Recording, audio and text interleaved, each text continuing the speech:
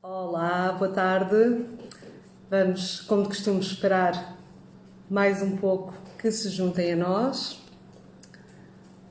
Dar aqui 1 a 2 minutinhos para que se liguem. Lá está o nosso convidado de hoje, o Vítor.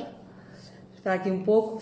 Hoje é mais um dos nossos episódios das Conversas de Saúde, sendo que este episódio de hoje é um episódio um bocadinho diferente. Hoje vamos ter um elemento fundamental dentro das equipas que estão a trabalhar na linha da frente no âmbito da pandemia do Covid-19, que não é um médico, não é um enfermeiro, mas é um fisioterapeuta. E vou dar-lhe aqui então autorização para entrar.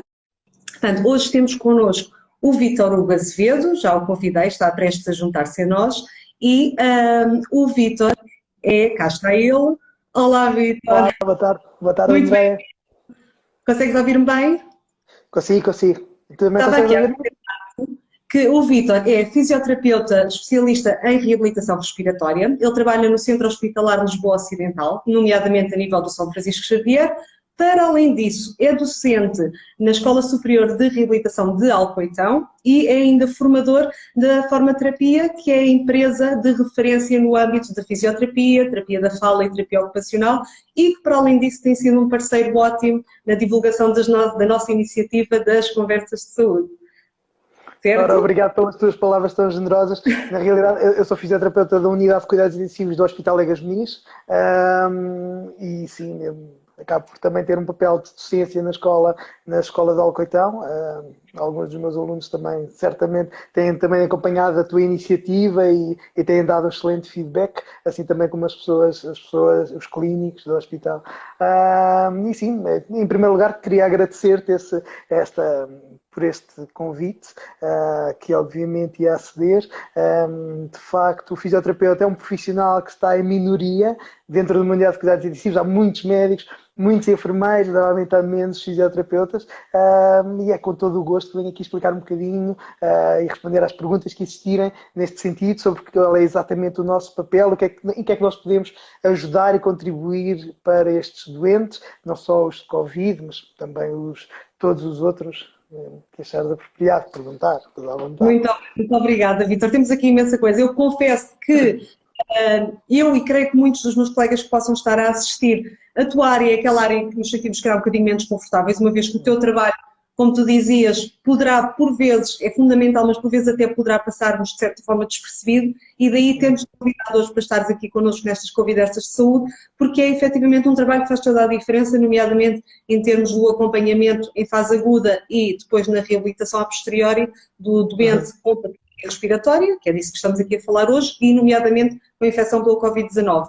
Antes de dirigirmos a nossa conversa precisamente para a situação atual, eu queria que tu explicasse um pouco lá para casa, um bocadinho por alto, em que é que consiste o trabalho de um fisioterapeuta e que áreas é que nós podemos encontrar na fisioterapia. Muito bem. Tu podes encontrar um fisioterapeuta em praticamente todas as fases da abordagem em saúde, desde as fases em que não existem, portanto, em que ainda não existe patologia, na prevenção de algumas situações, ou seja, na profilaxia e na promoção de uma vida saudável e de hábitos de vida saudáveis, e nesse contributo existem inclusivamente fisioterapeutas a trabalhar em cuidados de saúde primários, que têm um papel muito interessante neste sentido, até todas as fases da evolução, no internamento dos doentes agudos, desde a urgência até todas as enfermarias, aos cuidados intensivos, e depois todo o caminho de step down, de caminho de escalamento contínuo dos cuidados intensivos, de volta às enfermarias, de volta às suas casas, de nível da comunidade também. Portanto, em várias áreas, a minha área, aquilo que é a área em que eu invisto mais, tem mais a ver com o doente crítico e com as condições cardiorrespiratórias, mas existem muitos colegas a trabalhar na área nas condições musculoesqueléticas, neurológicas, tudo aquilo que esteja relacionado com função respiratória, mas também função e qualidade de vida, normalmente está associado, nós poderemos ter um contributo para ajudar nesse sentido. Portanto, é uma área extremamente completa e que abrange dentro da própria fisioterapia, tem uma ramificação muito grande a nível das competências, não é? Sim, sem dúvida. Inclusive também na questão da saúde da mulher, em várias áreas nessa dimensão, e portanto acabamos por estar presentes em todas as áreas da saúde. Eu escolhi esta para me dedicar, isto que tenho feito nos últimos 14 anos, o tempo passa a correr, de repente passaram quase 15 anos, mas é aqui que me tenho dedicado mais às condições respiratórias, condições cardiorrespiratórias, principalmente no doente crítico, muito na abordagem também daqueles doentes que vamos falar, né? Dos mais complicados. Dos mais complicados. São os mais complexos. E, efetivamente, nós, no geral, quando pensamos num fisioterapeuta, pensamos num fisioterapeuta que trabalha na comunidade, não é? Aquele que nós nos lembramos quando torcemos um pé, quando precisamos deste tipo de situações, é quando a fisioterapia nos vem mais à cabeça. Mas tu, concretamente, trabalhas então na unidade de cuidados intensivos, neste momento, pelo menos. Sim, e tenho que trabalhar sempre diretamente relacionado com o contexto agudo. Trabalhei inclusivamente no serviço de urgência do Hospital Francisco Xavier, como estavas a falar, mas também nos cuidados intensivos desse hospital. Também trabalhei em cuidados intensivos neonatais. Nesse hospital. Também nos neonatais. Também, mas nos últimos 4 anos tenho estado com uma equipa incrível que saúde desde já, que é a equipa da Unidade de Cuidados Intensivos Polivalente do Hospital Egas-Mis, com quem trabalho interdisciplinarmente e que facilita muito todo este processo. É uma equipa incrível que eu não consigo deixar de saudar sempre que falo e de os trazer comigo. Não há palestra nenhuma, aula nenhuma que eu dê sobre cuidados intensivos. Não os traga sempre comigo e não traga inclusivamente algumas fotografias e não os apresente diretamente pela importância que tem. Um contexto como este que descrevias, não é? O contexto dos cuidados intensivos é um contexto em que o trabalho de equipa é fundamental, em que o trabalho conjunto, não só em multidisciplinaridade, ou seja, não só de cada um vir fazer a sua peça, mas sim de verdadeira interdisciplinaridade, é fundamental para o sucesso e é um dos pontos-chave em que a nossa equipa, eu acredito que a nossa equipa se baseia, é um dos pontos-chave do sucesso para aquilo para o que nós trabalhamos. Porque, lá está, efetivamente nós pensamos sempre que uma equipa de cuidados intensivos tem logo à cabeça médicos e enfermeiros, mas, pelos vistos, todas as equipas devem ter, à partida, integrado um fisioterapeuta? Sim, sem dúvida. Aliás, as recomendações... E já agora digo, a realidade nacional é todas as equipas são dotadas de um fisioterapeuta a trabalhar com eles? Se vamos falar a nível de legislação, a nível de indicações, nomeadamente a Sociedade Portuguesa de Cuidados Intensivos referencia a necessidade da presença de um fisioterapeuta por cada 12 camas. Está subejamente escrito. Se a realidade portuguesa é aquela que seria o ideal, não, ainda não é. Não é a realidade ainda de países um pouco mais evoluídos nesse sentido, como é, por exemplo, os Estados Unidos, como é o Brasil, como são outros países onde, inclusivamente, os fisioterapeutas estão 24 horas de forma constante, e é lei que assim seja, por cada altura, cada vez que começava a haver uma evidência pesada dos efeitos positivos, mesmo relativamente ao custo-benefício, à relação custo-benefício de ter estes profissionais diretamente associados às unidades de cuidados intensivos. Estes serviços rapidamente perceberam que este era o que faria sentido. Nós existem muitos fisioterapeutas a trabalhar em cuidados intensivos em Portugal. Eu creio que todas as unidades de cuidados intensivos terão pelo menos acesso à chamada de fisioterapeutas para abordar os doentes críticos. No meu caso, eu passo o meu tempo, portanto, a minha jornada de trabalho na unidade é um pouco diferente. Existem mais alguns fisioterapeutas também como eu, mas ainda é uma realidade bastante heterogénea, mas que tem evoluído muito positivamente nos últimos tempos, e eu creio que cada vez mais também as equipas, a parte médica, a comunidade inteira compreende a necessidade de ter nas equipas, não é? Até porque, adiante, o vosso trabalho é mesmo fundamental e pode fazer toda a diferença. Tu, neste momento, tal como todos os colegas, como temos falado ao longo desta semana, e a maior parte dos serviços de cuidados intensivos, estão maioritariamente preocupados com a situação do Covid-19. E tu, então, estando direcionado para a patologia respiratória, estás, então, provavelmente com um imenso trabalho nesta altura. Os doentes com Covid que, infelizmente, atingem os cuidados intensivos. Infelizmente, porque atingem os cuidados intensivos, mas, felizmente, é uma percentagem muito, muito reduzida. Nós sabemos que é à volta de 5% de toda a massa de infectados que nós temos registados. Portanto, Quando estes doentes vos chegam a uma unidade do CI, de cuidados intensivos, na prática, qual é o estado geral destas pessoas e o que é que vocês fazem? Bem, na realidade, como dizias, a questão respiratória é de facto muito importante, mas assim que um doente entra nos cuidados intensivos, como estás a dizer, normalmente vem, e como nos tem chegado já relativamente a esta condição, é um doente que normalmente já vem entubado, ventilado e, portanto, acaba por estar com um nível de sedação ainda muito importante. E, portanto, aquilo que o papel do fisioterapeuta neste caso não é só a questão do competente respiratório, que vai ser fundamental, mas também toda a parte daqueles dias que ele irá ter que passar, provavelmente com esse grau de sedação, portanto, naquilo que se chama coma induzido, não é? E, portanto, com todas as consequências associadas a isso. Não só é essa questão da imobilização e da sedação, mas muitos dias sem atividade muscular, e muitas vezes nós estamos a pensar, não é? As pessoas que estão em casa e que acabam por não poder sair e não ter a sua atividade normal. Consegues ouvir-me? Fomos abaixo? Estou a ouvir, estou. Okay. Vamos pensar, se essas pessoas que só por estarem isoladas em casa já têm essas consequências, vamos pensar então numa pessoa que não está sequer a sair da cama dos cuidados intensivos e ainda nem sequer muitas vezes pode ainda ser acordada. E portanto, todas estas consequências, não só da parte a vossa atuação começa logo no primeiro dia, portanto, todos os dias vocês têm a questão da situação clínica, vocês têm diferentes objetivos e têm diferentes metas a tentar alcançar com estes doentes.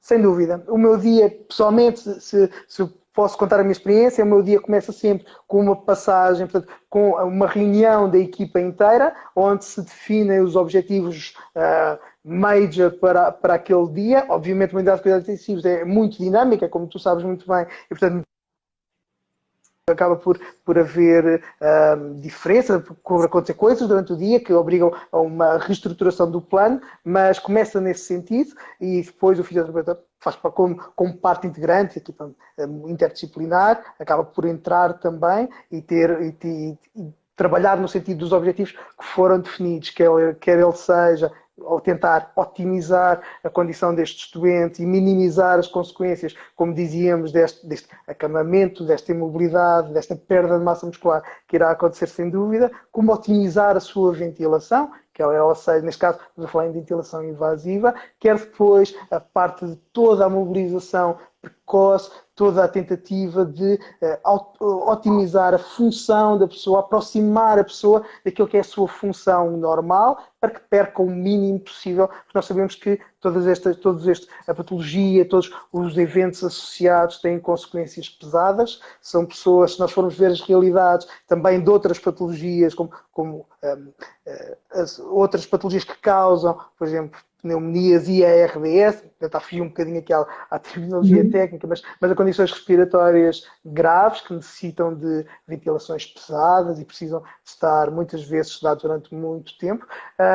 Nós sabemos que têm consequências a nível funcional importantes e, portanto, nós começamos a trabalhar precocemente para tentar minimizá-las, para tentar também que este ciclo não se quebre, que os doentes, assim que seja possível, que não ocupem, que sejam, nós chamamos de desmame ventilatório, que é o processo de remover o aporte, o suporte ventilatório, inclusivamente o tubo endotraqueal para onde está conectado o ventilador e que de modo seguro eles possam sair deste processo e depois sair também do modo seguro da unidade. E neste momento é muito importante esta questão, que é provavelmente, rapidamente, os ventiladores vão valer ouro, né? Os ventiladores vão ser muito necessários, as câmaras de cuidados intensivos vão valer muito e, portanto, o fisioterapeuta aqui pode ter um papel a ajudar nesse processo, também pode ser muito importante.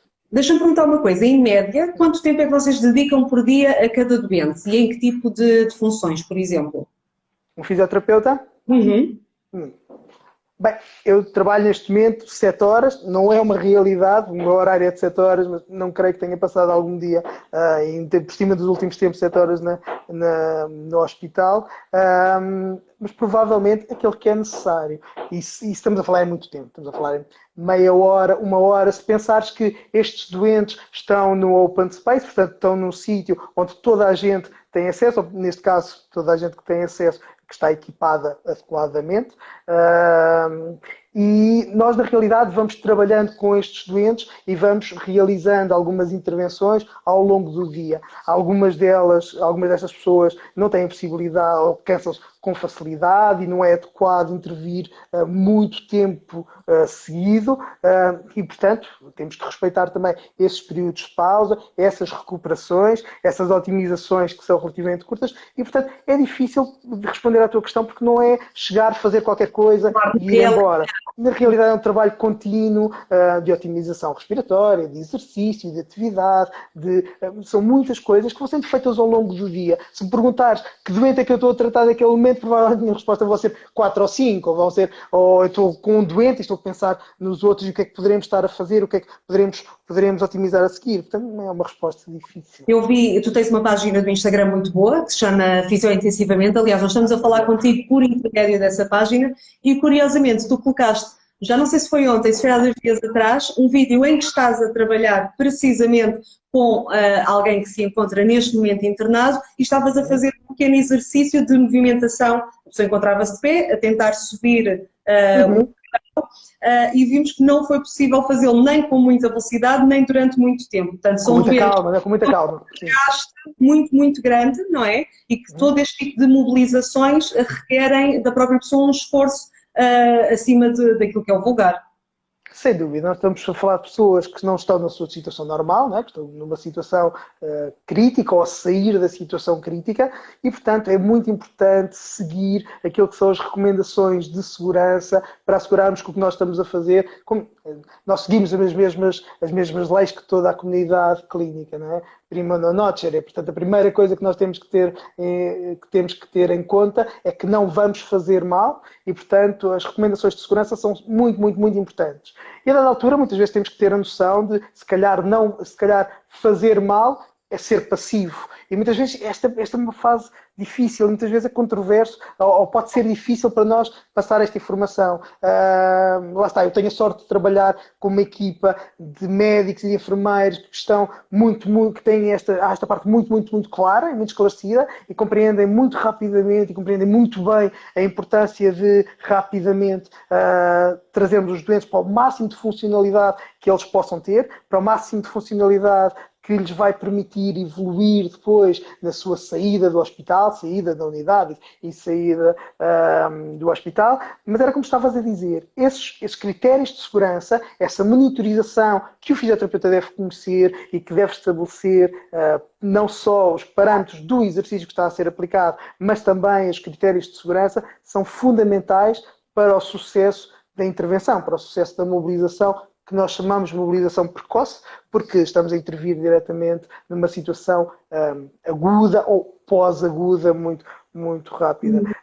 Mas fazemos muitas coisas em cuidados. Normalmente a ideia que as pessoas têm uma unidade de cuidados intensivos é que se calhar aquela dos anos 50 e dos anos 60, se calhar, infelizmente, 70 e 80. Queres explicar em que é que isso consistia? Do que é que acontecia antigamente? Que ainda está, se calhar, um bocadinho miscuída quando pensamos no trabalho de um fisioterapeuta, que já não é tão adaptada à realidade de hoje em dia. Ok, claro que sim, claro que sim. O paradigma dos cuidados intensivos nos últimos anos tem oscilado bastante. Se antigamente os cuidados intensivos eram sítios onde tínhamos doentes completamente em comas induzidos, em coma, sem interação, deitados numa cama, durante todo o dia, o trabalho era todo muito neste sentido. Nós hoje em dia aquilo que é preconizado é que suportar aquilo que tem que ser suportado e aquilo de qual o doente beneficia e tentar o máximo possível para diminuir aquilo que nós poderemos estar a não fazer, as consequências daquilo que nós fazemos. Ou seja, algumas indicações, alguns doentes têm indicação para controlar muito a sua atividade física, alguns doentes podem não sair da cama, não poder sair da cama ainda, ou podem ainda não fazer exercício, porque ainda estão num estado da sua patologia que não o permite. Mas, assim que é possível e assim que têm condições para isso, devemos aproximar a realidade e atividade do doente, mesmo em cuidados intensivos, aquilo que é... É muito importante, porque é precisamente contra a imagem que lá está, que muitos de nós ainda temos pré-estabelecida, que é aquilo que tu dizias ao início, a unidade de cuidados intensivos, como sendo uma unidade em que o doente está praticamente não colaborante, não é? É muito aquela ideia que passa ainda para fora e que, pelos vistos, não é a realidade.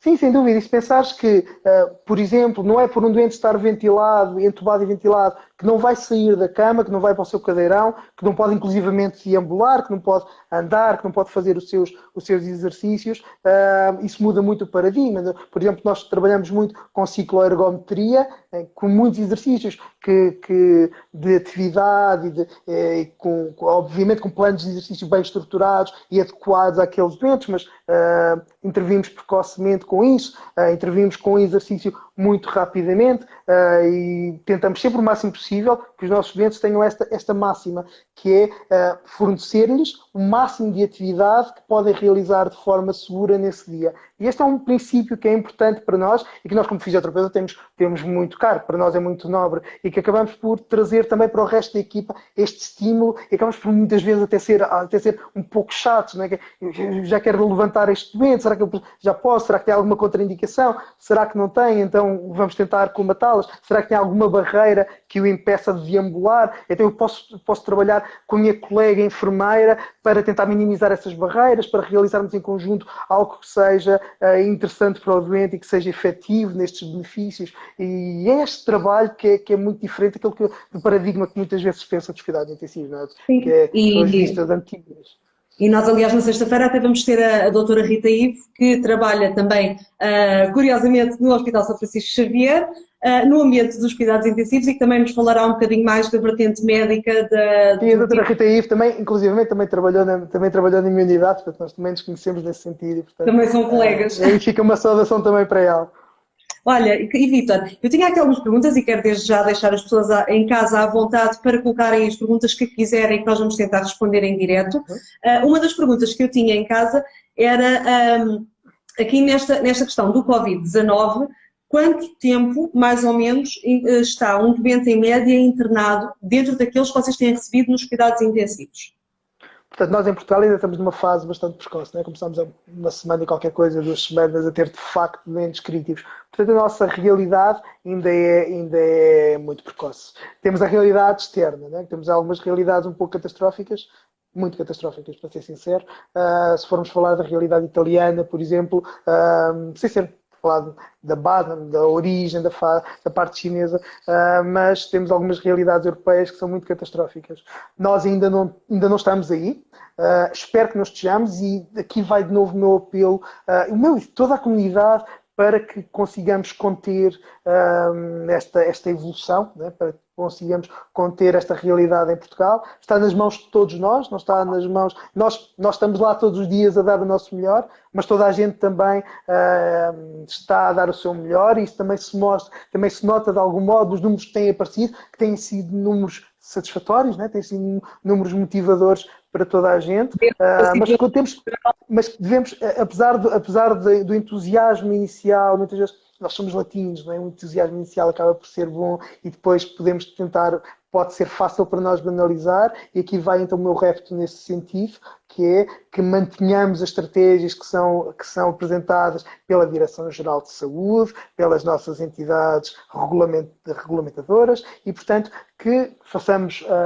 o isolamento social que é indicado a esta altura, que estamos a fazer, mas continuemos a fazê-lo bem, continuemos a minimizar esta evolução e para sairmos daqui o mais rápido possível, para que o mais rápido possível voltemos às nossas vidas normais, e isso é muito importante. E, portanto, a esta altura, isso é fundamental, é tão fundamental como tratar um doente de cuidados intensivos. Sim, eu acredito que hoje muitas das pessoas que nos estarão a ver até serão colegas teus e até alunos que provavelmente a quem tu darás as tuas formações e até outras pessoas que trabalham contigo e que acompanham o teu trabalho de certa forma. E havia aqui uma pergunta para cima que se calhar, se tiveres a oportunidade de responder, em que perguntavam qual é a importância do posicionamento ventral na situação do doente Covid. Ok. O decúbito ventral é uma estratégia muito interessante em doentes selecionados, ou seja, de algum modo, os nossos pulmões não são completamente iguais em cima e em baixo, à frente e atrás, não é? para tentar minimizar, tentar ser o menos técnico possível. Temos outras que não são clínicas a assistir, mas... Claro, portanto, a população clínica, por favor, perdoe-me. A população clínica, por favor, perdoe-me a modo como eu vou explicar, mas os nossos pulmões nós temos mais alvéolos, temos mais peso pulmonar na parte posterior em baixo, portanto na parte basal posteriormente, e na parte anterior superiormente. Portanto, a nossa parte de baixo dos pulmões, temos mais para trás, temos muitos alvéolos, portanto temos muitas zonas de trocas gasosas. O que acontece é que quando se vira o doente para baixo, quando se utiliza o decúbito ventral, existe uma uniformização da abertura dos alvéolos e dos alvéolos que estão abertos. O que acontece é que o oxigênio tem que chegar aos alvéolos para que seja depois difundido e passe para a corrente sanguínea. As nossas casinhas de respiração, por assim dizer, mas são unidades básicas de respiração a nível pulmonar. Exato, exatamente. E então, quando nós viramos um dente para baixo, é muito mais uniforme a distribuição do ar pelos pulmões. O que acaba por fazer com que seja mais fácil o oxigênio passar para o sangue e, portanto, levar oxigênio para as zonas onde, de facto, ele vai ser utilizado, a nível metabólico. Agora, é interessante, é uma posição muito interessante para doentes selecionados, para algum grupo de doentes, que neste caso nós estamos a falar de uma condição, né, numa condição que se chama ARDS, e portanto existem doentes que reagem bem a este posicionamento. Não é o único posicionamento que é importante, e este posicionamento tem estes benefícios, tem estas vantagens, mas existem outras estratégias que são interessantes no que toca a posicionamento, nomeadamente até às pessoas que não estão ventiladas, mas que têm muita carga respiratória, ou seja, é muito difícil para eles respirar. Estamos a falar inclusivamente daqueles que estão ainda em urgência, que estão nas enfermarias a estabilizar, nesse processo de estabilização, e há alguns posicionamentos que podem otimizar esta parte, porque não é só colocar o oxigênio nos alvéolos, como estavas a dizer, nessas unidades onde chega o ar, e isso comporta-se de maneira diferente com a postura que nós utilizamos. E, portanto, se tivermos um doente provavelmente mais sentado, por exemplo, pode ser uma boa estratégia, dependendo do doente. Existem algumas posições que são de relaxamento, porque a ideia, o nosso principal músculo respiratório é o diafragma, né? E o diafragma é uma cúpula que temos entre o nosso tórax, tem duas cúpulas na realidade, mas que está entre o nosso tórax e o nosso abdômen. E quando ele contrai, ele baixa. É por causa disso que a nossa barriga vem para a frente quando nós inspiramos fundo. Aquilo que acaba por acontecer é uma projeção das vísceras abdominais para a frente, e quando nós enchemos, o ar faz com que a barriga venha para a frente, o diafragma desce e empurra as vísceras para a frente. Aquilo que acaba por acontecer é quando nós temos muita carga, é muito difícil para nós respirar, porque temos essas partes dos pulmões que estão preenchidas com alguma coisa, que estão preenchidas com líquido, ou porque temos muito este espaço, o espaço onde passa o ar está muito estreito e temos uma obstrução importante. Pode ser importante utilizarmos alguns posicionamentos que melhorem a descida do diafragma. Existe uma postura famosa, que é existem algumas, a posição em tripé, por exemplo, que é apoiar os braços para libertar o diafragma, que ele possa descer melhor. Portanto, o posicionamento é uma parte importante, não só o ventral é de facto interessante por causa disso, porque normaliza o arejamento do pulmão e faz com que a zona onde existe mais peso pulmonar, onde existem mais alvéolos, possam ser preferencialmente utilizados quando nós desviramos por baixo, mas existem muitos outros posicionamentos que são muito, muito interessantes e que podem ser utilizados pela equipa, e o fisioterapeuta pode sempre dar também uma recomendação nesse sentido e um apoio nesse sentido para tentar perceber qual é a posição, essa postura que pode ser facilitadora da ventilação e da falta de ar daquela pessoa.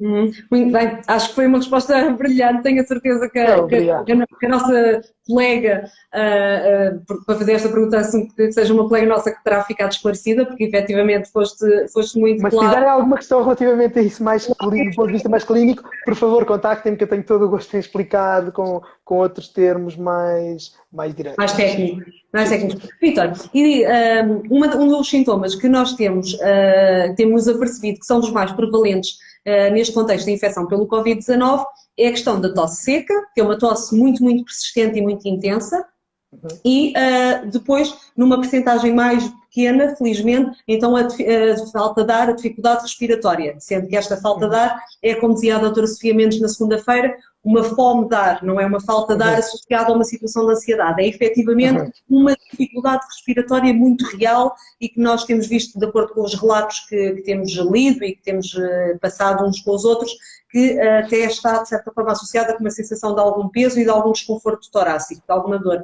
Em relação à tosse, eu queria te perguntar se lá para casa tu consegues, de certa forma, ensinar alguma técnica para alguém que neste momento possa eventualmente estar a passar por uma situação que até pode ser um Covid positivo, mas que pode ser seguido, pode ser tratado em ambulatório, tem indicação para ficar em casa, por assim dizer, para fazer o isolamento no domicílio e a sua quarentena. Que tipo de exercícios é que tu nos podes ensinar para lidar então melhor com esta tosse seca? Bem, na realidade, a tosse seca acaba por... O que nós poderemos fazer é ajudar a pessoa a controlar o seu estímulo de tossir, ou seja, a tosse seca provavelmente não é da que estamos a falar, não funciona como um mecanismo primário, um mecanismo principal, porque existe tosse. A tosse existe e é fundamental que as pessoas que têm vontade de tossir que o façam. A esta altura é importante tenhamos alguma contenção no quando fazemos e na etiqueta respiratória, quando o fazemos, porque por causa da dispersão das partículas e, portanto, podemos estar a infectar, exatamente, como estavas a dizer, aí o DEB, não é? O DEB, quando estamos a tossir, é uma estratégia interessante, acaba por ter uma parte lúdica associada e acaba por ser importante isto. E esta estratégia é fundamental. Não quero em nenhum modo incentivar as pessoas com o que eu vou dizer a seguir que deixem de tossir, porque tossir é o nosso mecanismo de proteção principal no que toca aos agentes externos que entram das nossas vias aéreas. E, portanto, é fundamental que o façamos. Aquilo que acaba por acontecer é que muitas vezes a tosse seca pode ser muito, muito extenuante do ponto de vista de gasto energético. E aquilo que acaba por acontecer é que as pessoas, se já tiverem com alguma fragilidade do ponto de vista, já tiverem já de comorbilidade, ou seja, se forem pessoas com algumas condições que os possam tornar mais frágeis, por exemplo, os doentes respiratórios crónicos, estou pensando nesse em particular, ou dos doentes neuromusculares que têm mais dificuldade em tossir. Estes doentes, nós poderemos tentar que eles não gastem tanta energia a tossir. Muitas vezes, se a tosse for mesmo de facto seca, se não for produtiva, se não tivermos mesmo secreções para eliminar das vias aéreas, podemos fazer algumas estratégias como expirar com os lábios semicerrados. Isso vai fazer com que as vias aéreas abram um pouco como se víssemos um trompetista a tocar. Quando vemos um trompetista, ele toca e as bochechas abrem muito. Exato, acaba por acontecer um pouco parecido quando nós utilizamos estratégias em que encerramos a saída do ar. Esse efeito acaba por abrir um bocadinho as vias aéreas e podem ser facilitadoras de controlar a tosse. Outra das partes importantes é que muitas vezes podemos ter esse reflexo de tosse quando insuflamos profundamente, mas insuflar profundamente também é fundamental, como é tossir. Então, muitas vezes aquilo que nós podemos dizer é perceber que as pessoas insuflem um pouco, que encham o seu tórax de ar e que compreendam onde é que têm vontade de tossir e que depois tentem insuflar menos um bocadinho, para que insuflem o máximo possível sem ter esse estímulo que pode ser muito de energia. Agora, a questão é, muitas vezes a tosse pode ser, aparentemente ser seca, porque as secreções que a pessoa pode já ter, portanto, a pessoa pode estar numa fase já tardia da sua pneumonia, na fase inicial provavelmente tem a ver com a presença de exudado inflamatório nos alvéolos, nós não conseguimos mover esse líquido, esse exudado até às viseras, que não é assim que ele sai, mas se já houver compromisso das vias aéreas, portanto, se já houver secreções, até a tosse pode ser seca, porque onde elas estão é um pouco mais longe do que onde a tosse pode funcionar. Podemos, inclusivamente, utilizar esta estratégia da expiração com lábios semicerrados, o aumento do fluxo expiratório, superar bem o ar, ter a certeza que insuflamos também a seguir e tentarmos perceber se a tosse se modifica à medida que nós vamos fazendo esta estratégia. Se a tosse se torna produtiva, se começa a ficar molhada, se parece que já tem secreções, ou se já a tosse é produtiva já originalmente, poderemos tentar otimizar o mecanismo da tosse. Agora sou eu que vou tossir. É o seguinte. E este não foi um exemplo, este foi mesmo a sério. Foi uma tosse eficaz. O que é importante, no momento em que já existe uma tosse produtiva ou que já fizemos estes passos até aqui, é tentar não entrar num ciclo de acessos de tosse, mas tentar otimizar tudo e quando temos então a percepção que temos secreções, tentar insuflar o máximo possível e tossir uma vez que seja eficaz. Ou seja, mais vale uma vez eficaz, ou duas ou três, em várias fases diferentes, mas tossir uma vez que seja de facto eficaz, e do que estar a tossir continuamente e sem eficácia, porque cada vez que nós tossimos também as vias aéreas também tendem a colapsar. Claro, não é? Exatamente, e portanto pode ser importante. Ou muito mais cansado, por assim dizer, lá para cá, muito mais cansaço associado, e depois com aquela situação que nós recebemos até muitas vezes no serviço de urgência, em que as pessoas vêm por não exaustão no verdadeiro sentido da palavra, mas por se sentirem cansadas de tossir, por se sentirem fartas de tossir com tanta persistência, porque efetivamente muitas vezes é uma tosse que não é uma tosse eficaz, usando o termo que estavas a utilizar. Tens toda a razão, e a dada altura, quando as pessoas começam a tentar também respirar, porque têm tosse a mais, porque não conseguem relaxar também, aquilo que acaba por acontecer é que o diafragma deixa de ser o principal motor da respiração, começam a hiperinsuflar, principalmente os doentes respiratórios crónicos, começam a hiperinsuflar. Até para te a um livro de instruções. Não, é interessante. Há um raciocínio interessante para tentar fazê-lo do modo mais eficiente possível. Porque é de eficiência que estamos a falar muitas vezes. Muitas vezes estamos a falar em pessoas que não têm muita energia para despender e muitas vezes é a sua conservação, são as estratégias que o fisioterapeuta lhe pode ensinar e que pode otimizar a sua condição, para que tente melhorar a sua qualidade de vida, ou otimizar a produtividade, ou otimizar a sua tosse, e são estratégias sempre interessantes. Os fisioterapeutas respiratórios são muito, muito importantes, uma das profissões fundamentais nessa área, assim como a reabilitação respiratória, com a questão do exercício, com a questão deste ensino. E mesmo dentro da questão da tosse, temos estado a falar da questão da tosse seca, mas até na capacidade que vocês têm de mobilização de secreções, em que através de pequenos exercícios em que conseguem precisamente mobilizar todos aquele estado inflamatório que tu estavas a falar e que se vai acumulando e limitando a nossa capacidade de ventilar adequadamente. E vocês conseguem também, através daquilo que é o vosso trabalho, mobilizar estas secreções para ajudar a pessoa a expelir esta tosse, não é? Sem dúvida, muitas vezes os fisioterapeutas respiratórios acabam por ser fisioterapeutas da tosse, fisioterapeuta da ranhoca e do muco, e muitas vezes é isso. Porque uma das partes importantes do que nós fazemos é isso, de facto, ainda por cima dos doentes que estão hipersecretivos, portanto que têm muito muco para ser removido, das secreções para serem removidas.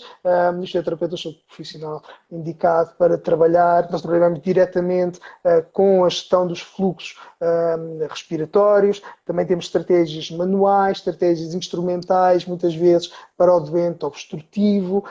Temos estratégias, avaliamos qual é que dos componentes, qual é que é a parte mais importante, se é a presença de secreções em excesso ou se é a incapacidade de tossir. E há aqui dois grandes grupos no que toca à incapacidade de proteger a via aérea, de libertar a via aérea de secreções. São aqueles que têm secreções que são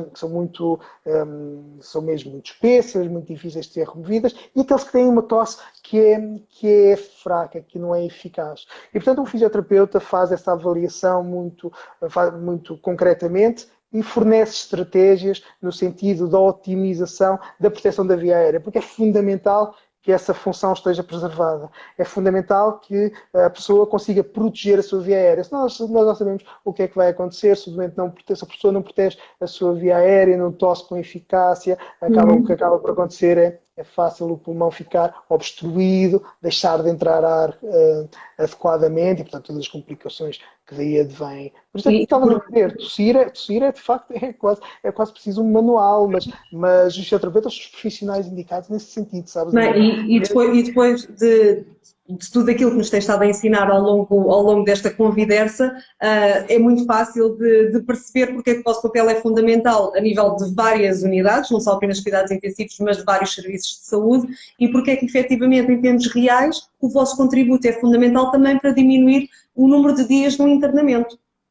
Sem Porque dúvida. conseguimos objetivar este tipo de coisas, porque efetivamente o vosso trabalho a nível de reabilitação do doente no estado moderado a grave é francamente importante. Uhum. Sem dúvida, concordo contigo a 100%. E repara, se estávamos a falar da tosse de um doente que está fora do hospital e fora dos cuidados intensivos, imagina aquele que tem um tubo endotraqueal e que está a respirar ainda apoiado por um ventilador, que nem tem possibilidade de tossir, porque tem um tubo entre as cordas vocais. E, portanto, é fundamental, inclusivamente na avaliação do sucesso da extubação, de tirar este tubo, de descontinuar a ventilação, De de recapacitar avaliar a respiração natural.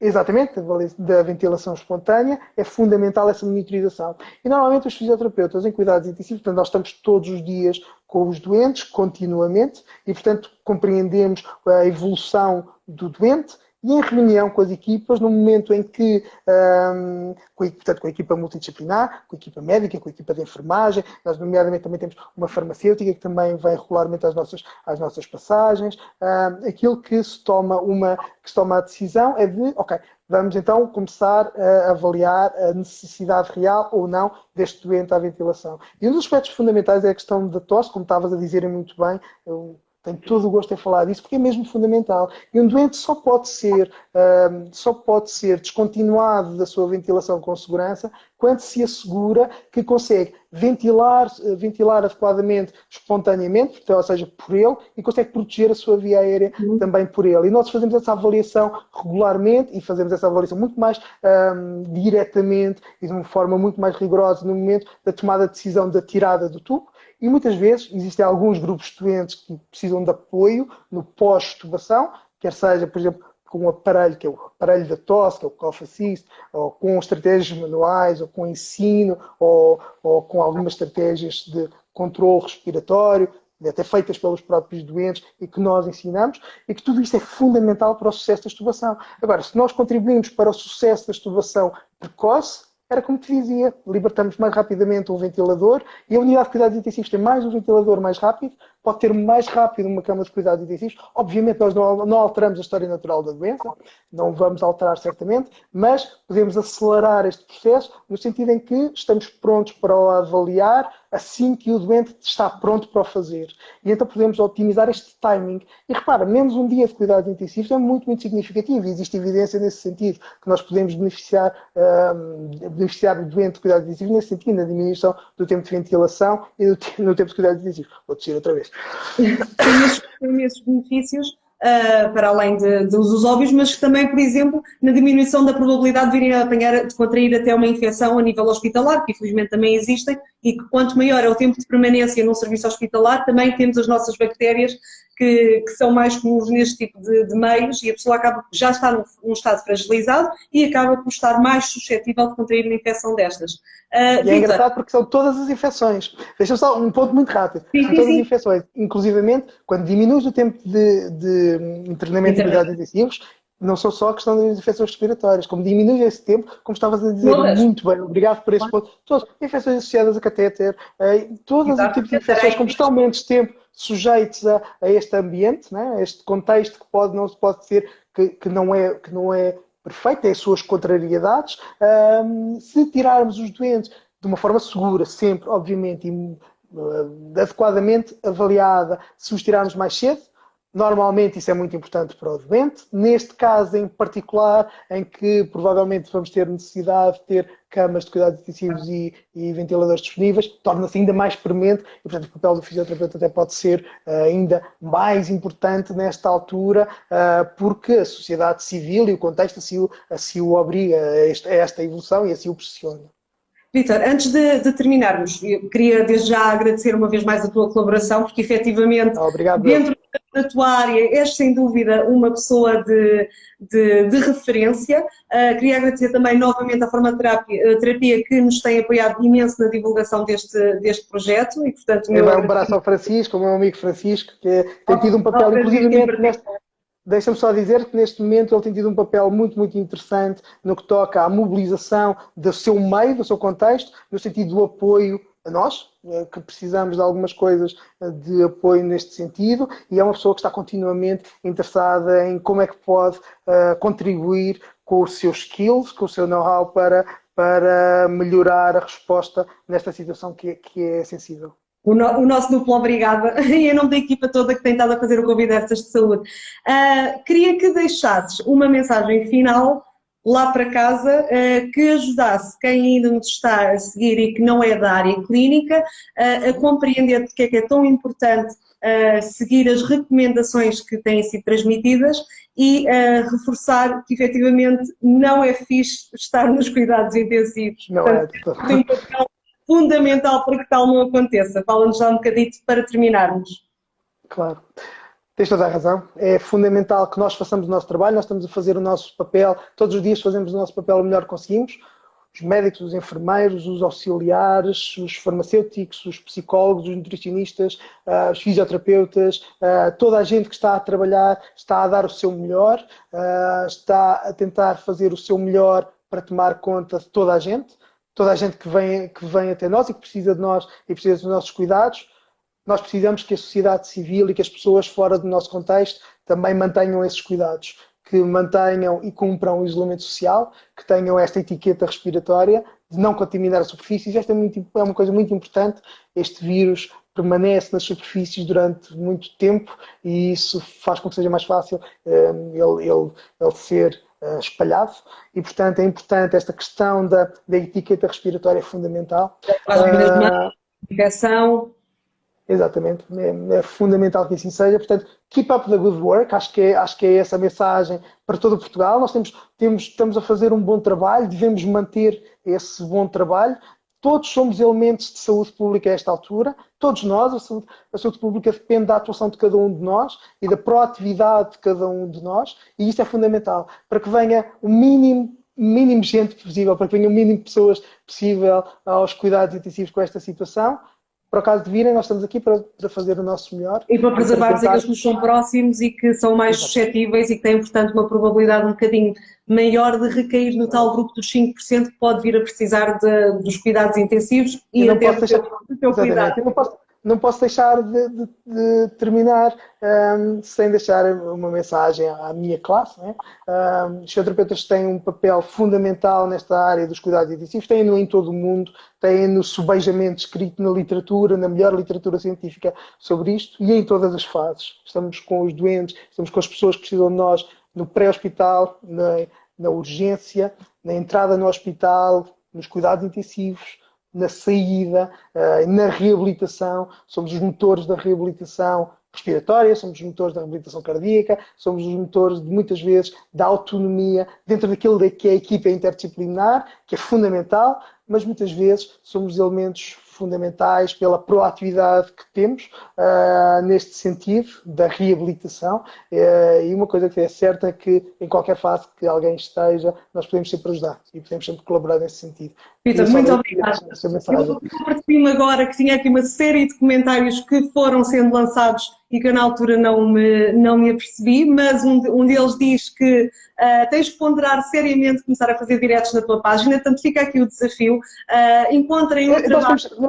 Deixa-me só, desculpa-me interromper, nós temos tentado transmitir e partilhar aquilo que é a informação mais válida que sai pela comunidade científica, nomeadamente a nível da Associação Portuguesa de Fisioterapeutas, o grupo de interesse em fisioterapia cardiorrespiratória tem um papel também importante nisto, tem divulgado sistematicamente informação válida e credível para a comunidade, não só para os fisioterapeutas, mas também para os doentes, também para os restantes colegas, para os restantes profissionais de saúde, sobre a intervenção que pode ser válida e sobre estratégias de intervenção que podem ser válidas. Muitas vezes o contacto direto, como todos sabemos, a esta altura pode não ser o mais indicado, mas o grupo de interesse de fisioterapia cardiorrespiratória e a Associação Portuguesa de Fisioterapeutas tem sido muito ativo nesse sentido, que eu também felicito nesse sentido, e é de seguir e ir acompanhando. E, portanto, desafio novamente as pessoas a seguirem a tua página de Instagram, o Fisiointensivamente, para verificarem a página da Formaterapia, onde este vídeo vai ficar disponível por completo e onde podem ver e rever as vezes que forem necessários. Vitor, muito obrigada pela tua participação. Muito obrigado a mim pelo teu convite, foi um prazer estar a falar contigo sobre estes temas.